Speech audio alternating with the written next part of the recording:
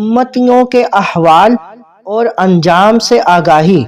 لوگوں کا کہنا ہے کہ آپ صلی اللہ علیہ وآلہ وسلم نے فرمایا، یعنی میں نے ایسا ہی کہا اور تم ان میں سے نہیں ہو۔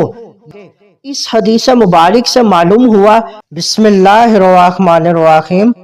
آج کا ہمارا ٹاپک امتیوں کے احوال اور انجام سے آگاہی۔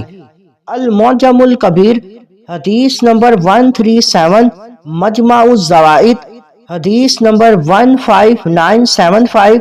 حکیم الامت سیدنا ابو درداء عویمر بن عامر رضی اللہ تعالیٰ عنہ نے حضور نبی اکرم صلی اللہ علیہ وآلہ وسلم سے عرض کی، لوگوں کا کہنا ہے کہ آپ صلی اللہ علیہ وآلہ وسلم نے فرمایا، ان قریب کچھ لوگ ایمان لانے کے بعد کافر یعنی مرتد ہو جائیں گے۔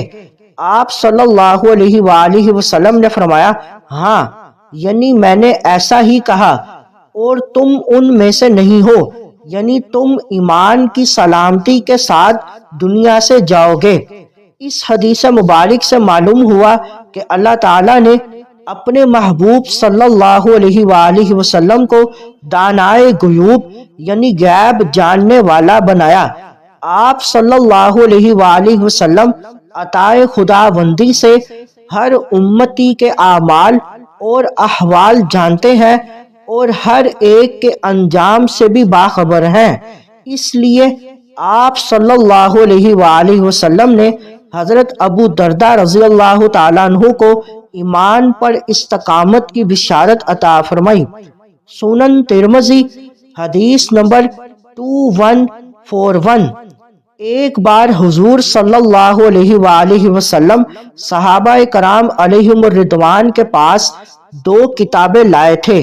ایک میں تمام اہل جنت، ان کے باپ دادا اور قبیلوں کے نام تھے، اور دوسری کتاب میں سارے دوزخیوں کی تفصیلات تھیں۔ اچھی بات پھیلائیں۔